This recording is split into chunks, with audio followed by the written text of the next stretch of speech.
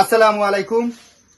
আপনারা দেখছেন এই যে কুলাঙ্গার চেয়ারম্যান একজন ইউপি চেয়ারম্যান হয়ে একজন অসহায় মানুষকে কিভাবে পিটাচ্ছে, বাড়িতে আর্তনাদ করছে আমাকে বাঁচাও বাঁচাও, কিন্তু কেউ যাচ্ছে না ভয়ে। এর মতো সন্ত্রাসী চেয়ারম্যান কোন ইউনিয়নে আমরা প্রয়োজন নাই বলে আমি আশা করি। আর এই চেয়ারম্যানের মূলত বিষয় হচ্ছে এই বাড়িটা প্রতিবাদ করেছে 10 কেজি চাউল ত্রাণের পাবে, তাই প্রতিবাদ করেছে বলে চেয়ারম্যানের গায়ে লেগেছে, কারণ সে একজন সন্ত্রাসী চেয়ারম্যান। এর মতো চেয়ারম্যান প্রতিটা ইউনিয়ন বয়কট করব এবং আইনের দৃষ্টি আকর্ষণ করে বলছি এই চেয়ারম্যানকে আইনের আওতায় আনা হোক এবং সুবিচার আমরা পাওয়ার আশা